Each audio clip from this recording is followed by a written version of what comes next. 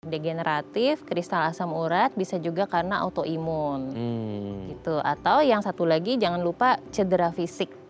Ya, Oh. pasien dengan asam urat tinggi atau GOUT itu justru bagus kalau kita mengkonsumsinya itu banyak protein nabati. Sayur-sayuran, kedelai itu tidak masalah. Jadi komplikasi pasti ada ya. Mulai dari yang paling ringan tanda kutip adalah gangguan mobilisasi. Jadi itu akan mengurangi keluasan kita dalam bergerak ya, sampai paling ekstrimnya adalah sampai nggak bisa bekerja.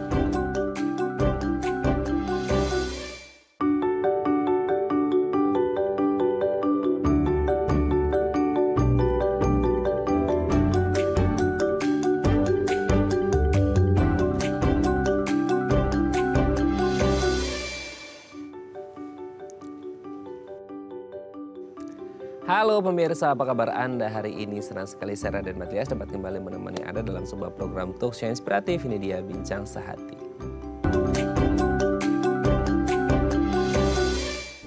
Pemirsa, ada banyak sekali organ dalam tubuh kita yang punya peranan penting dalam kehidupan kita. Salah satunya adalah organ yang ada kaitannya dengan mobilitas kita atau gerakan kita. Bayangin kalau di tubuh kita nggak ada sendi. Anda kayak robot ya gitu, geraknya gini semua ngikut gitu ya. Nah, kita bisa bergerak dengan leluasa, dengan nyaman karena salah satunya yang gini kan pasti ada karena peran dari sendi gitu ya. Tapi apa yang terjadi ketika sendi ini mengalami radang? Wih, penyebabnya apa? Gejalanya seperti apa? Terus gimana cara mengatasinya? Adalah topik yang akan kita bahas hari ini, yaitu seputar radang sendi. Tapi sebelum kita bahas seputar radang sendi, kita akan membahas terlebih dahulu beberapa mitos atau fakta seputar sendi. Nah, untuk membahasnya telah hadir bersama kami di studio Bincang Sehati ada Dr. Cindy M. Biomed SPPDKR, dokter spesialis penyakit dalam, konsultan reumatologi dari Rumah Sakit St. Carolus Sumarekon Serpong. Selamat pagi Dr. Cindy, apa kabar? Pagi, kabar baik Mas Sehat ya, Dok, ya? Iya. Ini agak beda ya, karena kemarin kan sempat ketemu, sempat isi pas lagi isi gitu ya. Sekarang udah lahiran ya. Selamat ya dokter ya. Semoga anaknya sehat selalu. Oke, Dok, hari ini kita akan membahas seputar radang sendi, tapi sebelum bahas itu kita bahas mitos fakta seputar sendi ya. Yang pertama adalah, nah ini nih, kadang-kadang sekarang tuh banyak istilah kayak milenial jompo nih ya, gitu ya. Jadi semua itu dikaitkan dengan range usia seseorang. Nah, kalau kita ngomongin sendi, katanya sendi sakit itu bagian yang normal, yang wajar dari penuaan. Karena setiap orang mengalami proses aging dan pasti sendi itu akan menua juga. Wajar dong kalau kita tua dan sendi itu akan sakit. Atau enggak juga, ada loh lansia usia 70-80 sendinya masih oke-oke aja atau gimana tuh dok? Baik, jadi itu mitos ya. Oke, mitos ya. Jadi kayak nggak excuse, ya nggak apa-apa lah namanya juga lansia, pasti sakit sendinya. Nggak juga ya? Jadi itu mitos Mas Raden. Ada istilah yang namanya healthy aging. Oh, Jadi kita bisa loh mengalami penuaan tapi sehat, termasuk pada organ sendi kita. Jadi tidak harus orang yang mengalami penuaan itu pasti OA atau osteoartritis atau kita bilang istilahnya perkapuran sendi. Dan tidak mesti mereka juga mengalami pengeroposan tulang atau osteoporosis. Bisa loh tulang dan sendinya sehat walaupun usianya sudah lanjut. oh gitu. Tapi kan gini dok, biasanya ya ini nalarnya kalau logikanya orang umum gitu ya, orang awam. Dok kan ibarat kata nih kalau alat kayak mobil deh gitu ya. Mobil di tahun-tahun baru pertama, tahun pertama, tahun kedua pemakaian masih gres, masih 5 tahun, 10 tahun, 15 tahun, apalagi 20 lebih gitu ya. Itu kan pasti ada aja yang rusak mesinnya. Nah, ibarat kata kalau ini manusia, lansia, sendi, apalagi dia sering digerakin gitu ya. Dia pasti ada masalah nggak sih? Kenapa? Tapi kok ada lansia juga yang usianya mungkin 70-80, sendinya masih oke-oke aja. Itu ibarat kata kalau mobil tadi ya, itu servis berkalanya lancar, perawatannya atau gimana tuh dok? Betul-betul, jadi kalau ibaratnya mesin kita harus ada pemeliharaan, begitu pula manusia. Jadi kita ada pencegahan. Nah, pencegahan dan pemeliharaan kesehatan tulang dan sendi. Dimulai dari usia Dari muda usia ya? sedini mungkin. Oh, nggak nunggu nanti deh menuju pensiun Betul. aja gitu ya? Dari semudah mungkin biasakan dengan bergerak aktif dan olahraga, menjaga berat badan yang ideal, lalu cukup asupan kalsium dan vitamin D3-nya. Nah itu dia ya pemirsa yang mau healthy aging, atau oldie aging. Tua dong ya. Oke, jadi itu investasi sedari muda. Kalau Anda ingin jadi lansia yang aktif, sehat, bugar, fit dan lain sebagainya, Anda harus investasi dari masa muda gitu ya. Jadi jangan nyalain umur. Karena banyak juga yang lansia tetap sehat sendinya ya. Seperti kata dokter Cindy. Oke, kita lanjut yang kedua ya dok. Menurunkan berat badan itu katanya efektif banget untuk mengatasi sakit sendi. Oke, tubuh kita ini kan ada beban, selain beban hidup ya, ada beban berat badan kita gitu. Nah salah satu organ yang katanya terdampak adalah sendi. Dan salah satu cara yang paling efektif adalah menurunkan berat badan. Sesimpel itu kan menurunkan berat badan terus sakit sendi kita hilang atau gimana dok? Ini bisa dibilang mitos, bisa juga fakta Mas Oke, Raden. 50-50 ya. Jadi tergantung kita nyeri sendinya karena apa. Oh gitu. Nah, jika nyeri sendinya itu terkait dengan beban yang berlebihan, misalnya pada osteoartritis atau perkapuran sendi, itu kan karena beban berat badannya berlebihan tuh. Biasanya sendi panggul, sendi tulang belakang, dan juga sendi lutut dan kaki itu akan menderita kalau kita berat badannya berlebihan. Maka itu akan sangat membantu jika kita bisa mencapai berat badan ideal. Nah, tapi kalau kita sakit sendinya itu karena hal lain, misalnya karena autoimun atau karena ada cedera pada persendian, tetap turun berat badan oke, tapi harus mengatasi penyebab utamanya juga. Jadi perlu obat tambahan juga. Oh oke, jadi bisa mitos bisa fakta sesuai dengan penyebabnya apa gitu Betul. ya. Oke, kita lanjut yang ketiga. Makin banyak sendi digunakan, makin sakit. Aduh, jadi bingung nih. Ibarat kata mungkin gini ya dok ya, ada orang nggak pernah olahraga gitu ya. Sekalinya olahraga pingin sehat, tapi malah sakit sekujur tubuh. Gitu. Mau digerakin tuh sendinya kayak sakit banget. Tapi di satu sisi kayak, ya kita harus olahraga supaya sehat. Nah ini gimana nih kalau konsepnya terkait sendi? Nggak digunain katanya biar nggak cedera, biar nggak sakit. Tapi dibanyak gunain katanya justru sakit juga. Jadi sebenarnya semakin banyak digunakan semakin sakit atau semakin banyak digunakan semakin sehat atau gimana? Baik. Ini juga bisa mitos, bisa fakta juga Mas Gitu. Raden. Oke, Jadinya gimana? begini, kalau dalam konsep orang sehat ya yang membutuhkan pergerakan sendi gitu, maka harusnya kalau kita ada stretching atau pemanasan dulu sebelum kita melakukan exercise itu akan baik dampaknya. Namun jika ada penyakit tertentu misalnya sedang ada osteoartritis di daerah tersebut, misalnya di lutut lah katakanlah ya, tapi kita memaksakan untuk jongkok bangun atau squat jump, Betul. itu kan bergerak tuh. Nah tentunya akan menambah nyeri. Jadi jenis pergerakannya pun mesti kita tentukan sesuai lokasi yang terganggu. Atau sebaliknya nih, justru pasiennya ada autoimun, rheumatoid arthritis, tapi dia merasa memang lebih nyaman jika jarinya pagi-pagi digerakkan. Gitu. Jadi bisa mitos, bisa fakta, tergantung konsepnya pencegahan atau pengobatan nih. Pengobatannya pun tergantung sakitnya apa. Nah, gitu ya. Jadi bisa mitos, bisa fakta sesuai dengan kondisinya gitu ya. Tapi kalau kita sehat-sehat aja sih harusnya tanpa ada gangguan mobilitas ya harusnya tetap digunakan ya. Tuh, stretching dulu. Stretching dulu itu juga penting karena banyak sekarang mungkin yang mau olahraga dan lain sebagainya. Oh udah kayak olahraganya olahraga prestasi, udah kayak atlet ya. Tapi tanpa stretching, tanpa pemanasan, warming up dan lain sebagainya. Udah yang penting gerak dulu, posting dulu. Yang ada Malah cedera. ya. Betul. Oke, kita lanjut yang keempat. Wah ini nih, ini harus beradu pendapat nih antara wanita dan pria nih dok ya. Katanya wanita lebih banyak alami sakit sendi dibandingkan dengan pria. Mitos atau fakta? Secara demografis itu fakta ya. Kenapa tuh dok? Fakta, karena dari berbagai macam penyakit sendi yang ada memang mostly terkenanya wanita. Ya katakanlah autoimun. Nah autoimun mayoritas mengenainya wanita. Betul. Kecuali yang jenisnya bambu spine atau ankylosing itu baru pada laki-laki. Sisanya kayak lupus, rheumatoid arthritis itu nyeri sendi autoimun kebanyakan wanita. Dan juga untuk penyakit kropos tulang juga lebih risiko pada wanita sebetulnya. Gitu. Jadi Itu pengaruh juga nggak sih? Kan selama ini nggak tahu ya ini benar atau enggak. Wanita itu kan estrogen dependent ya gitu. Nah katanya sebelum masa masuk menopause, masuk masa menopause, masuk masa menopause, itu mereka lebih oke tuh kondisinya baik pertulangan persendian dibandingkan dengan pria. Tapi ketika sudah masuk masa menopause, itu justru ngedrop jauh banget dibandingkan pria karena mereka udah nggak produksi estrogen lagi sehingga kerentanan mereka dengan penyakit salah satunya sendi itu makin tinggi. Betul nggak sih kondisinya seperti itu? Betul Mas Raden. Jadi salah satu penyebabnya adalah hormon estrogen yang semakin menurun. Nah, kondisi tersebut bisa berpengaruh pada sendi, persendian, dan juga pada kepadatan tulang. Ya. Oke, jadi kepadatan tulangnya mulai Menurun. turun gitu ya. Jadi mungkin osteoporosis dan lain sebagainya berisiko ya. Lebih risiko. Oke ya, karena banyak wanita takut ya dok ya masuk ke masa menopause karena challenge-nya banyak banget ya. Betul, jadi pencegahannya harus sedini mungkin. Sedini mungkin, sedari muda ya. Oke, kita lanjut yang terakhir. Nyeri sendi selalu disebabkan asam urat tinggi. Nah ini dok, itu kalau kita punya temen jalannya udah cingkring-cingkring gini ya, gitu kayak wah asam urat nih ya, gitu. Asam uratnya tinggi, habis makan apa kamu gitu. Betul nggak sih selalu identik nyeri sendi itu pasti gara-gara asam uratnya tinggi gitu? Ini mitos, tapi mitosnya udah semua kalangan sepertinya pandangannya udah sama gitu ya Mas Iya, Raden. betul. Ya, jadi kadang susah banget untuk matahin mitos ini.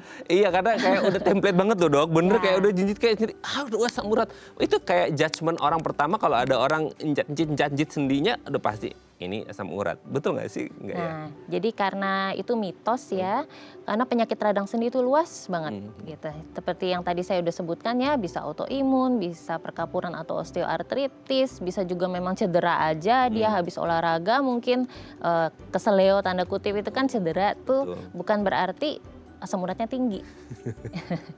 Tapi di masyarakat kita kayak kalau udah sakit sendi kayak udah langsung dijudge tuh asam urat nih ya, nggak bisa jaga nih ya. Gitu. Abis makan apa kamu gitu ya, kayak langsung dijudge seperti itu. Tapi nggak selalu seperti itu ya, karena ada banyak sekali faktor ya dok ya. Oke, terima kasih dokter Cindy sudah terjawab mitos faktanya. Nanti kita lanjut ngomongin radang sendi ya di segmen selanjutnya. Oke pemirsa, kalau Anda punya pertanyaan seputar tema kita hari ini boleh tanya-tanya di 021 290 32644 atau DM Instagram kami di @bincangsaatidayatv. Kami akan segera kembali.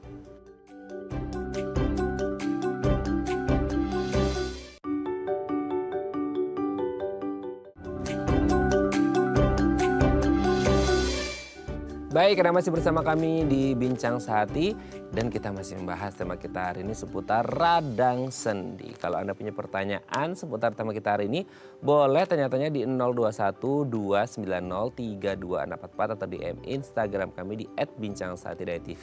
Kita masih bersama dengan Dr. Cindy M. Biomed, SPPDKR, dokter spesialis penyakit dalam, konsultan reumatologi dari Rumah Sakit Sen Carolus Summarecon Serpong. Oke dok, tadi sedikit banyak kita udah bahas mitos fakta seputar sendi. Nah sekarang lebih dalam lagi kita bahas seputar sendi dok. Jadi selama ini mungkin kita tahu di dalam tubuh kita untuk bergerak itu ada namanya tulang gitu ya. Nah kan orang pasti lebih fokusnya ke tulang gitu ya. Kayak sedikit banget orang, aduh kenapa sendinya sakit? Jarang kayak tulangnya sakit, kenapa tulang gitu kan. Lebih banyak ke tulangnya gitu. Nah kalau sendi itu sebenarnya boleh dijelaskan sih. Sendi itu apa ya maksudnya? Apa mungkin anatominya kah? Kemudian lokasinya di mana aja gitu dok?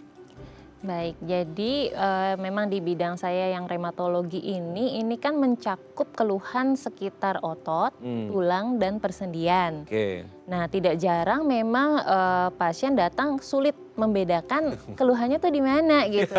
Betul kan? Pokoknya saya sakit di lengan aja, lengan kanan titik gitu. Nah, jadi itu memang kita harus cari tahu apanya sih yang salah gitu. Kalau misalnya persendian sebetulnya adalah dia sambungan antara dua tulang. Begitu. Jadi, yang bisa dibengkokin berarti dok ya? betul. Even yang kecil kayak gini? Ada yang bisa dibengkokkan, ada yang tidak gitu. Pokoknya dia adalah sambungan di antara dua tulang. Oh, Gitu. oke. Ada di hampir seluruh tubuh kita dari atas sampai kaki. Oke, berarti nggak hanya di tangan dan kaki aja ya? Betul, bahkan di tengkorak pun sebetulnya ada sambungan antar tulang juga, cuman memang nggak bisa bergerak gitu. Jadi ada yang bisa bergerak, ada yang tidak bisa bergerak. Oh, oke.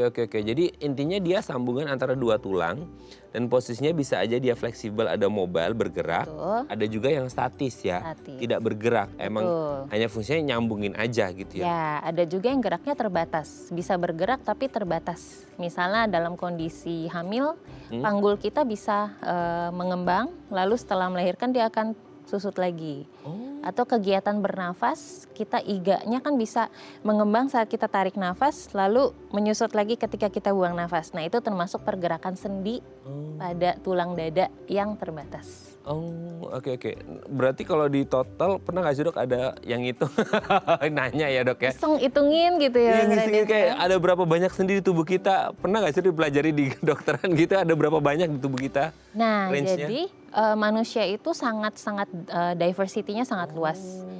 Kalau dikisarkan itu sekitar 250 sampai 350 sendi yang ada pada tubuh seorang manusia. Tentu itu halnya banyak faktor ya, genetiknya gitu. Apakah ada kelainan pada ekstremitasnya yang membuat jumlah sendinya kurang gitu. Seperti itu, tapi range-nya sekitar itu. Jadi banyak banget. Banyak banget Banyak ya. banget. Yang Hitungin besar, berapa nih 250? kecil, sedang.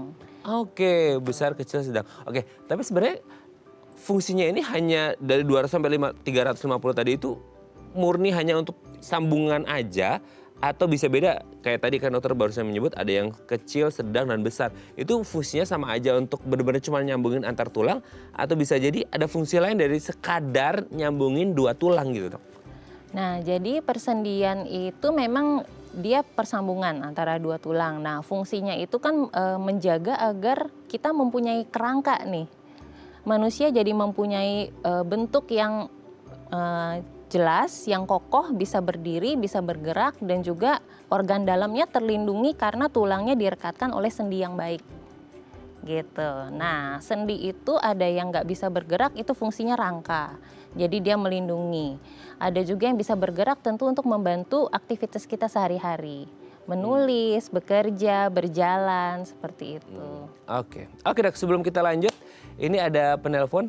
Wah, udah langsung ada nelpon Dokter Cindy ya. Ini kayaknya ada Rajin, Samara dan pagi-pagi. Cindy. Kita sapa terlebih dahulu ya. Halo, Baik. selamat pagi. Dengan siapa di mana? Di Matraman, Siapa Pak? Arifin, Pak Arifin, di mana Pak Arifin? di Matraman, Matraman. iya. Oh, Jakarta. Pak Arifin di Matraman di Jakarta ya. Silakan Pak Arifin Iya. mau tanya apa ke Dokter Cindy? Saya mau tanya, ini saya kalau jongkok nggak bisa bangun.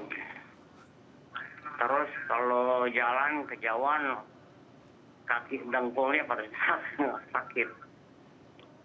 Oh, oke. Ada lagi Pak Arifin? Udah itu aja, Oke, umur saya 80. 80. Dokter ada yang mau tanyakan, Dok? Baik, Pak Arifin, apakah sebelumnya pernah ada jatuh? Bagaimana? Pernah ada jatuh, Pak Arifin, sebelumnya? Oh, jatuh maksudnya. Ya, Jatuh sih ya pernah. untuk di bagian Tapi lututnya? maksudnya jatuhnya nggak parah. Oh, baik. Kesandung jatuh atau bagaimana gitu. Keluhannya sudah berapa lama, Pak Arifin? Nah, ya belakangan ini ya. Baik, Belakangan ini itu 2 bulan, 3 bulan, atau setahun 2 tahun Pak Arifin? Oh, udah setahunan lebih. setahun lebih. Setahunan Baik. lebih. Itu berarti kalau jongkok nggak bisa berdiri, terus berdirinya dibantu orang lain atau pakai alat, Pak? Harus pegangan. Oh, oke, harus pegangan ya. Oke, sudah Iya. jelas. Atau yang ditanyakan lagi, sudah jelas? Baik, Atau mungkin ada riwayat penyakit yang lain, Pak? Ada nggak? Nggak ada. Enggak ada. Enggak ya, sehat ya. Oke, terima kasih Pak Arifin ya di Matraman. kasih, Kita akan Pak coba Arifin. jawab. Wis 80 tahun masih energik banget suaranya ya. Iya, betul. Oke, gimana nih Dok? Pak Arifin usia 80 kalau jongkok waktu berdiri sering kerasa sakit sama jalan agak jauh juga sering nyeri-nyeri gitu. Nah, gimana tuh? betul. Jadi ini kemungkinan ada gangguan pada sendi lututnya. Nah, gangguan pada sendi lutut dan usianya lanjut dengan keluhan seperti tadi itu kita sebutnya keluhan mekanik. Artinya digerakkan semakin sakit. Oh. Ya. Jadi biasanya mungkin kita akan mencurigai adanya osteoartritis atau perkapuran pada sendinya. Gitu, Mas Raden. Itu biasanya faktor penyebabnya apa ya, Dok ya? Penyebabnya bisa karena berat badan yang berlebih atau penggunaan sendi lutut yang terlalu banyak saat mudanya. Gitu. Jadinya perlu dicek lebih lanjut, diperiksa dan bisa dilakukan pemeriksaan ronsen pada lututnya untuk memastikan apakah benar penyebabnya itu dan derajatnya. Apakah masih ringan, sedang atau sudah berat. gitu. Jadi kalau sudah berat, apakah perlu penggantian sendi lutut ke ortopedi seperti itu, atau kalau masih ringan, apakah masih bisa kita bantu dengan obat-obatan dan saran-saran lainnya, misalnya menurunkan berat badan, aktivitas fisiknya Pak Arifin tuh apa, kita gali. Ngapain aja Pak sehari-hari, apakah sering naik turun tangga, apakah WC-nya jongkok. Nah, hal-hal seperti itu barangkali bisa membantu meringankan nyeri. Oh, Karena oke. osteoartritis. Tapi ini hal yang lumrah nggak sih terjadi kepada banyak? Mungkin dokter sering ketemu usia-usia seperti Pak Arifin yang punya keluhan yang sama. Baik. Jadi kembali lagi ke konsep healthy aging ya. Tadi ya. Baru saja 2 hari lalu saya juga bertemu pasien umurnya sama dengan Pak Arifin 80 tahun tapi tidak mengalami hal ini. Oh. Gitu. Jadi memang banyak faktor yang bisa mendasari, harus dicari. Faktornya apa? Apakah masih bisa kita modifikasi atau perbaiki, dan derajatnya apa, diagnosis pastinya apa. Oh, oke. Tadi bisa ganti sendi ya tadi ya, apa dok tadi? Kalau misalnya berat dan terbukti osteoartritis, maka perlu mengunjungi dokter bedah tulang untuk melakukan operasi penggantian sendi lutut kalau berat. Oh, kalau berat. Berarti memang Pak Arifin kalau bisa, kalau dari identifikasi yang tadi, kayaknya ya segera konsultasi ke dokter untuk menentukan, karena kan harus dicari tahu dulu nih penyebab utamanya apa. Lebih gitu. awal kita mendeteksi lebih baik daripada kita terlambat dan sudah masuk stadium lanjut. Oke, sama WC juga pengaruh ya dok? Tadi antara jongkok sama duduk tadi? Betul, karena memang pada kasus Pak Arifin ini kalau jongkok susah untuk berdiri, betul. mungkin bisa dilakukan modifikasi. Jadi toiletnya kita cari solusi yang kita tidak perlu jongkok. WC duduk misalnya, gitu. Oke, biasanya juga ada bantuan railing ya? Pegangan, Pegangan gitu ya untuk ikut bantu naiknya. Gitu. Ya. Oke, semoga dia bisa menjawab pertanyaan Pak Arifin dan semoga sehat selalu ya. Kalau ingin periksa lebih lanjut boleh langsung ketemu sama Dokter Cindy ya. Terima kasih Pak Arifin ya. Iya, oke dok, nanti kita lanjut lagi ya di segmen selanjutnya ya. Oke pemirsa, kalau Anda masih punya pertanyaan seputar tema kita hari ini boleh tanya-tanya di 0212903244 atau DM Instagram kami di @binsangsati.tv. Kami akan segera kembali.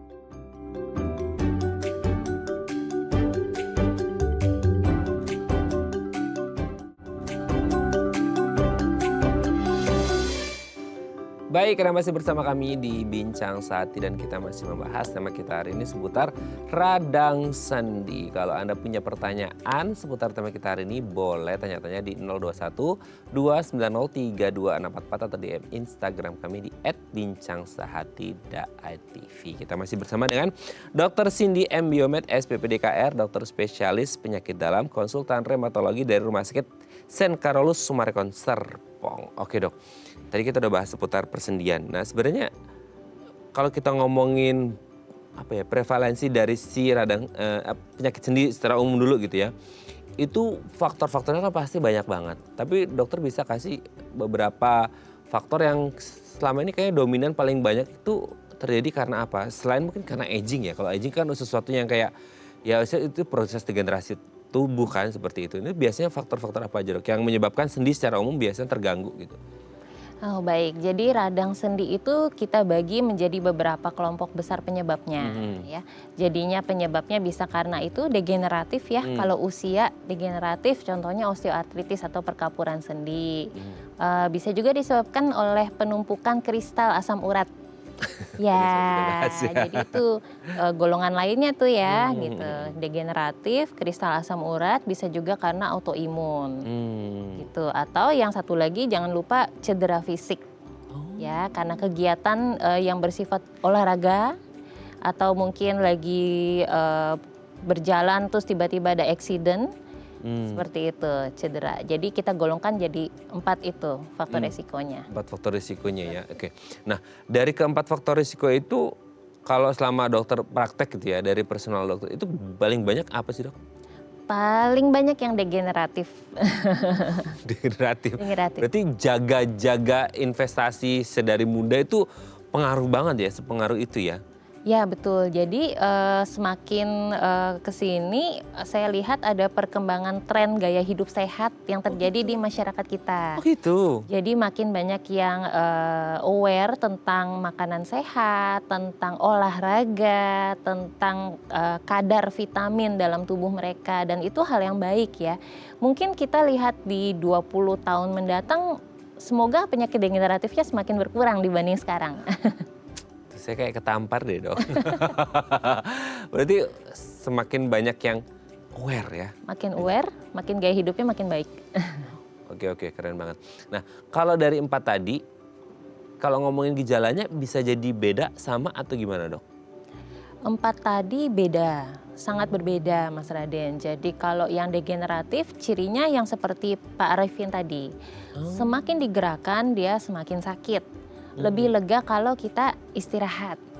Begitu. Berarti nggak bisa mobile dong. Maksudnya kan kan biasanya nih orang tuh tetap harus gerak. Kalau nggak gerak malah dia badannya bisa kaku-kaku kan gitu. Nah ini kan serba salah nih. Nggak digerakin bisa kaku-kaku, digerakin sakit. Iya, jadi kalau misalnya degeneratifnya itu pada lutut, kayak kasusnya Pak Arifin tadi, tentunya lututnya jadi jangan dipaksa dulu bergerak. Diobati dulu nyerinya, dilihat dulu kendalanya, baru nanti boleh digerakkan. Tapi bagian tubuh lain masih oke. Nah, kalau misalnya autoimun, tentunya dia lebih nyaman kalau digerakkan. Ya, Bisa contohnya beda yang ya? tadi itu rheumatoid arthritis kalau bangun pagi jari-jari tangan, jari-jari kaki itu kaku semua, panas dan bengkak. Tapi kalau mulai di stretching, digerakkan, dihangatkan lebih nyaman. Itu tanpa ada apa maksudnya for no reason itu muncul aja gitu. Kalau autoimun risikonya adalah dari genetik dan juga dari lingkungan. Jadi misalnya ada polutan tertentu atau ada infeksi yang tidak diobati berkepanjangan, itu bisa menjadi pencetus adanya genetik autoimun yang terekspresi. Oke. Kalau kondisi yang lain faktor risiko misal tadi cedera, aksiden segala macam itu dok? Kalau cedera memang itu yang paling kita nggak bisa prediksi ya, tergantung aktivitasnya dia dan juga tergantung ya apa kejadian yang menimpa dia pada hari itu. Namun kalau yang seperti satu lagi yang kristal asam urat. Iya. Nah, kristal asam urat itu sangat dipengaruhi selain oleh genetik juga pola makan. Ya, jadi hindari makanan yang tinggi kadar purinnya. Itu Contohnya apa aja pencetusnya. kalau yang kadar purin tinggi itu? Kadar purin tinggi itu dari protein hewani. Oh, Gitu. harus dihindari ya. Jeroan, ya makanan laut selain Oke. ikan seperti Oke, itu, oke. minuman keras yang mengandung alkohol, kurang minum atau dehidrasi, cuaca ekstrim yang terlalu dingin, itu semua bisa membangkitkan nyeri pada asam urat. Tapi yang sering salah kaprah adalah sayuran hijau. Iya betul, itu gimana tuh dok? Nah, jadi sebetulnya sayuran dengan asam urat itu tidak bertentangan loh gitu. Pasien dengan asam urat tinggi atau GOUT itu justru bagus kalau kita mengkonsumsinya itu banyak protein nabati. Sayur-sayuran, kedelai itu tidak masalah. Itu yang nyebarin mitos siapa sih ya dok? Jadi musuhan sama sayur. Iya bener, sampai detik itu banyak banget masyarakat kita kayak asam urat dari sayur-sayuran hijau dan lain sebagainya gitu kayak ternyata enggak gitu. Ternyata boleh ya. Boleh. Ya. Gak tahu ya pemirsa itu yang nyebarin mitos-mitos kayak itu siapa, kesel ya kadang dok. Ini curahan hati ya dok ya. Oke. Karena jadi bikin Bingung mau makan apa. betul, misinformasi juga kan jadinya gitu. Ya. Oke dok, kalau tadi yang cedera aksiden gitu ya. Itu kan kalau biasanya nih orang-orang kalau jatuh apa segala macam itu pada saat jatuhnya mungkin orang nggak kerasa sakit ya. Biasanya itu besoknya tuh bangun pagi itu baru kerasa sakit. Nah kalau untuk yang radang sendi gara-gara si cedera ini sendiri, aksiden dan lain sebagainya, dia kan sifatnya traumatik ya. Ya. Trauma itu dia bisa langsung dirasakan pada saat itu sendinya ada masalah atau bisa jadi munculnya bisa nggak pada saat itu juga gitu atau gimana? Oh iya baik. Jadi kalau persendian itu jangan lupa di dalam sendi di luarnya akan banyak bungkusannya. Jadi ada ligamen, ada juga tendon dan juga otot-otot sekitarnya. Tergantung bagian mana yang terkena nih. Apakah benar hanya di ligamen saja atau sampai sendinya pun bergeser atau tulangnya ikutan patah gitu. Jadi hal-hal itulah yang menyebabkan ada si A ini cedera langsung sakitnya banget, langsung ke UGD. Si B ini cedera masih santai aja, besok baru kelihatan bengkak. Jadi tergantung kedalaman atau luasnya cedera yang terlibat. Oh, Gitu. oke. Oke, kita ada penelpon lagi, Dok. Baik. Kita sapa terlebih dahulu ya. Halo, selamat pagi. Dengan siapa di mana? Di Binjai. Halo, selamat pagi Pak. Dengan Bapak siapa? Jawa, si Jabat. Oh, Bapak si Jabat. Di mana, Pak? Iya. Di Binjai. Di Binjai. Sumatera Utara. Oke, Sumatera Utara. Wow, Jauh ya. jauh sekali. Pak si Jabat di Binjai, Sumatera Utara. Mau tanya apa nih ke Dokter Cindy? Begini, saya ya sejabat. Sama itu saya sejabat. Saya penyakit dia neuropati. Oke. Neuropati diabetik. Neuropati diabetik, oke. Iya. Akibat daripada gula sudah 30 tahun. Oke. Ada. Jadi nggak bisa tidur. Nggak bisa tidur gara-gara ini. Nah, ya, jadi ada obat dikasih dokter saraf. Nah, tapi efeknya banyak, jadi takut minumnya. Jadi ada solusi lain kira-kira dokter. Oh, ini berarti di sendinya Pak si Jabat ada sakit-sakit gara-gara neuropati diabetiknya? Ya, termasuk lah itu telapak kaki ini sama jari-jarinya kebas, kesemutan. Oh. Menjerit-jerit dibikin malam. Berjerit-jerit Asal ya. baca, udah terasa itu. Oke. Dok, sebelum ditutup Pak, Dokter Cindy ada yang ditanyakan, Dok? Pak, apakah kalau dipakai berjalan, kakinya itu tambah sakit atau tambah nyaman? Iya, nggak bisa, susah jalan. Baik, yang membuat susah berjalan itu di bagian telapak kaki atau bukan? Misalnya lutut, paha. Telapak kaki sama jari-jarinya, jari kaki. Oke, baik. Untuk daerah betisnya Bapak tidak merasakan ada bengkak? Enggak. Tidak ada. Baik. Enggak. Kalau boleh tahu usia berapa Pak? Usia saya sekitar 65. 65 ya. Oke, ada lagi Dok yang ditanyakan atau sudah jelas? Cukup? Cukup ya. Berhubung dengan berat badan juga nggak Dok? Berat badannya Pak si Jabat bagaimana? Sekitar 65, 64. Dengan tinggi badan? Sekitar 160. Baik. Oke, sudah jelas ya Dok ya. Oke, terima kasih Pak si Jabat di Binjai, Sumatera Utara. Tapi nanti akan kita jawab setelah break ya Pak si Jabat ya, nggak apa-apa ya. Terima kasih Pak. Tetap bersama kami ya, terima kasih Pak si Jabat. Oke Dok, nanti kita jawab setelah break ya Dok ya. Baik. Oke pemirsa, kami akan kembali saat lagi. Tetap bersama kami di Bincang Sehati.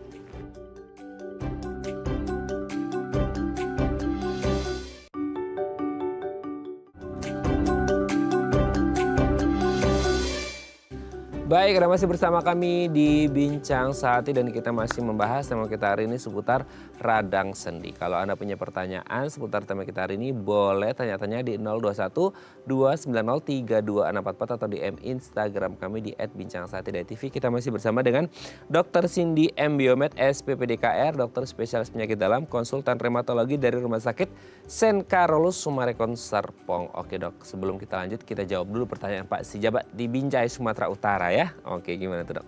Baik, terima kasih untuk pertanyaan dari Pak si Jabat yang udah dari jauh-jauh rajin menyimak acara Bincang Sehati. Ya. Jadi ini sebetulnya memang pada umumnya pasien datang ke poliklinik reumatologi memang dengan keluhan ya yang tidak jelas, yang samar. Misalnya sakit kaki.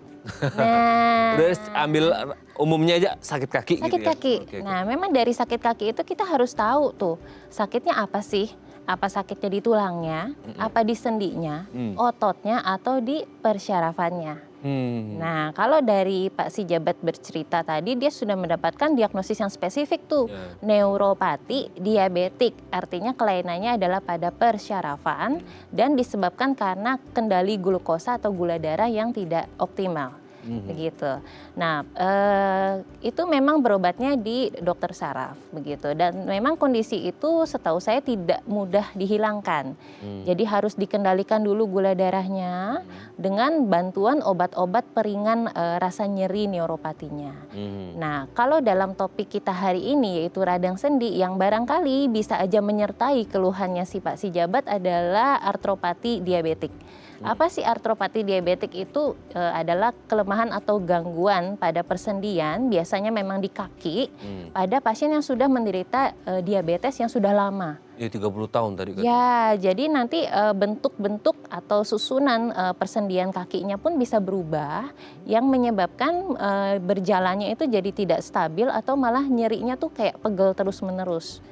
Jadi kondisi itu juga harus dideteksi tuh, harus ketemu dokternya, bisa ke dokter reumatologi atau penyakit dalam atau barangkali ke ortopedi untuk dilihat bentuk kakinya, diperiksa suhu kakinya apakah ada gangguan pembuluh darah juga jangan-jangan, dan juga mungkin melakukan X-ray atau foto ronsen dilihat apakah susunan persendiannya sudah mengalami komplikasi selain dari komplikasi saraf atau neuropatinya itu.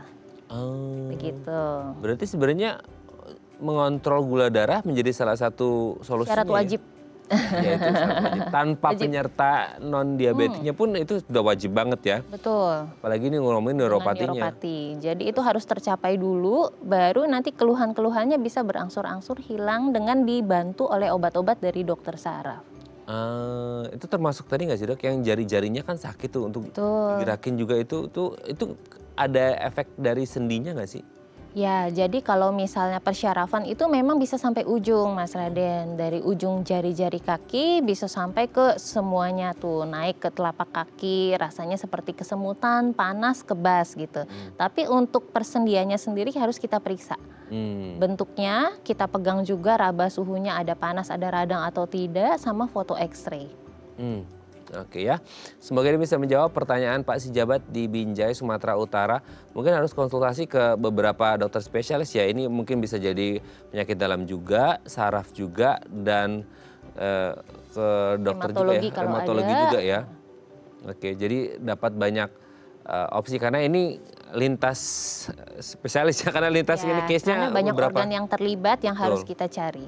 Oke, karena udah diabetik, neuropati juga, Ya. dan siapa tahu ada sendinya juga tadi yang bermasalah. Segera periksa dan semoga sehat selalu ya Pak Sijabat. Terima kasih sudah menghubungi kami. Oke, dari telepon kita beralih ke DM Instagram. Ramai banget hari ini, saya belum sempat tanya loh ke dokter sini. Oke, ini dari Pak Denny ya. Dok, udah hampir seminggu tangan kanan saya tuh sering kerasa pegel. Sakitnya hilang timbul gitu. Itu kenapa dan harus diapain ya dok? Terima kasih. Tangan kanan saya sering kerasa pegel, hilang timbul. Nah, gimana tuh dok? Ini sama deh kayak case-nya tadi. Saya datang lengan saya sakit, udah gitu ya dok ya. Nah ini kayak gini juga mungkin pastinya dokter. Gimana nih? Iya, baik. Pak Denny usianya Belum ada nih dok. belum ada Iya. ya, baik. Jadi kita harus lihat dulu nih usianya muda atau usia tua ya, batasan misalnya 40 tahun gitu ya, di bawah atau di atas 40 tahun. Lalu sendinya itu sakitnya apakah pagi hari di saat bangun tidur atau sebaliknya setelah digunakan seharian beraktivitas maka sore malam tuh baru terasa sakit. Oh beda ya dok ya? Ya beda. Jadi jika dirasakannya pada pagi hari pegel sekali, kalau digerakin lebih enak, curiga ke arah autoimun inflamasi. Tapi jika sebaliknya pagi baik-baik saja, setelah dipakai aktivitas misalnya mengangkat berat, kita memeras kain, menggenggam sesuatu dengan erat, atau kita melakukan gym yang menggunakan kekuatan tangan, itu terasa lebih nyeri dibanding saat istirahat, maka kemungkinan mekanik atau misalnya perkapuran pada sendi-sendi tangan, osteoartritis tangan. Gitu. Atau mesti dicari juga nih penyebab lain, jangan-jangan kasusnya kayak Pak Sijabat tadi, apakah ada neuropati atau gangguan pada persarafan, atau ada jepitan-jepitan misalnya carpal tunnel syndrome, itu semua masih mungkin gitu. Jadi kasus ini keluhannya memang masih terlalu luas dan harus kita tanya per detailnya bagaimana.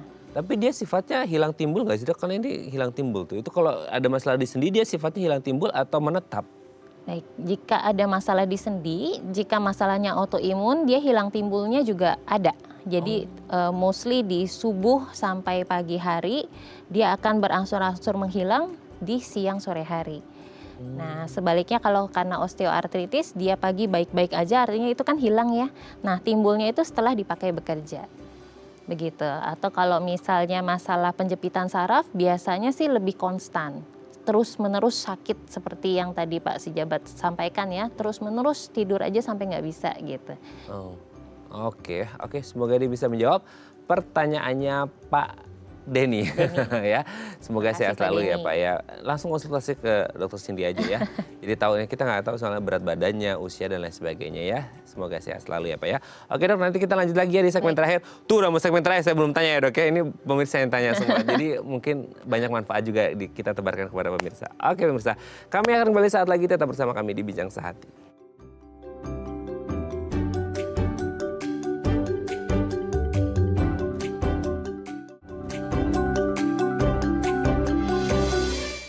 Baik, Anda masih bersama kami di Bincang Sehati dan kita masih membahas tema kita hari ini seputar radang sendi, masih bersama dengan Dr.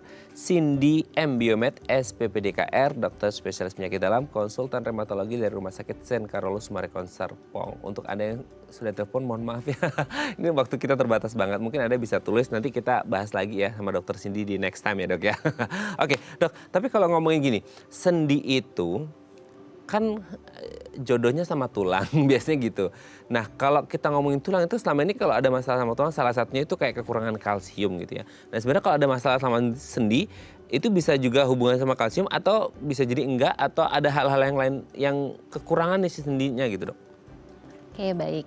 Jadi konsep pengeroposan tulang itu harus dibedakan dengan radang sendi nih. Gitu. Jadi osteoporosis atau pengeroposan tulang lah itu yang berkaitan dengan cadangan kalsium sama vitamin D3 kita.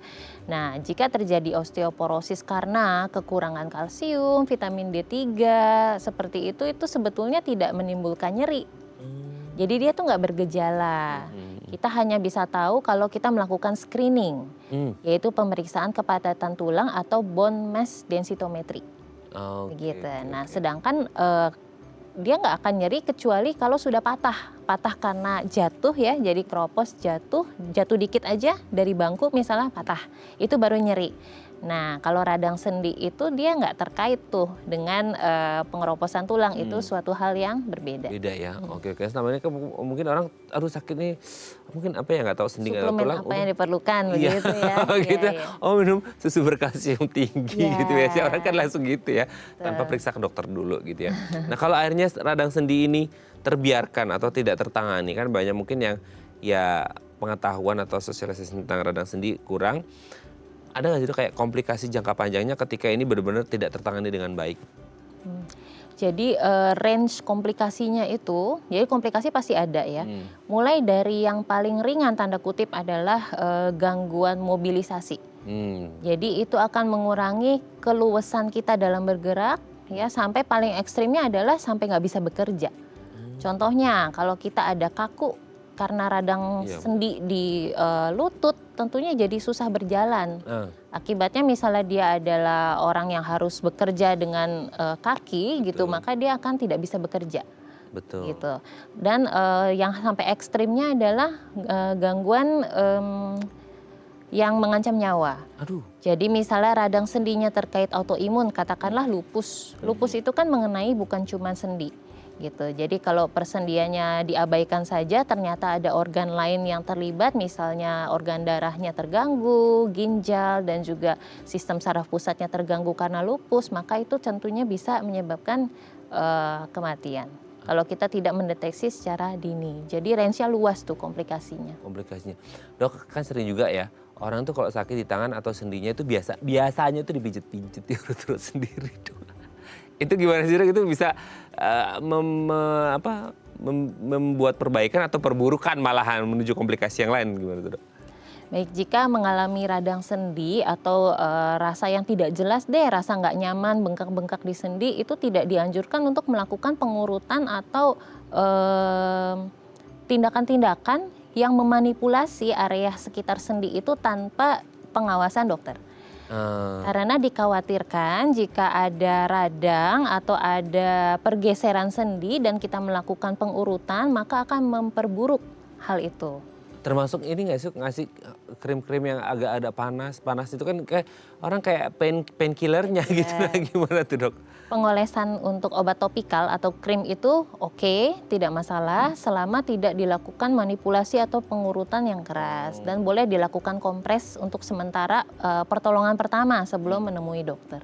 Oke, pertolongan pertama itu ya untuk sebelum ketemu dokter. Kita istirahatkan sendi, boleh kita kasih oles obat painkiller dan lakukan kompres. Lalu dibawa ke dokter untuk dilakukan pemeriksaan lebih lanjut. Misalnya perlu X-ray atau USG atau barangkali sampai MRI. MRI ya. Oke, setelah mungkin diperiksa dok sampai MRI dan lain sebagainya, ketemu ini radang sendi. Biasanya apa yang harus dilakukan? Pengobatannya apa? Baik, jadi dari imaging misalnya kita lihat ada radang sendi, maka kita harus cari penyebabnya. Balik lagi tadi. Keempat yang tadi ya? Ya. Oke. Jadi penanganannya bisa kembali lagi ke yang 4 tadi. Beda-beda penanganan dong berarti dari 4 hal tadi itu? Ya betul, beda-beda penanganan. Jadinya misalnya karena degenerasi atau osteoartritis kita tidak membutuhkan obat rutin. Kita tidak perlu memberikan obat radang terus-menerus, tidak. Jadi hanya diberikan jika sakit. Kalau tidak usah minum obat. Utamanya adalah memperbaiki aktivitas fisik dan lingkungan.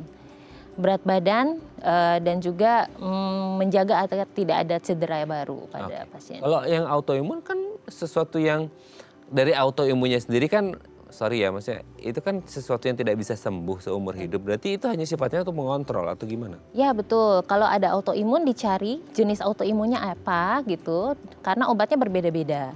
Jika sudah ditemukan jenis penyakitnya yang khusus, misalnya psoriatic arthritis seperti itu, maka kita berikan obat biologik yang sesuai atau obat tablet DMARD yang sesuai, lalu dia akan bersifat jangka panjang. Tidak harus seumur hidup, tapi biasanya jangka panjang untuk mencapai remisi.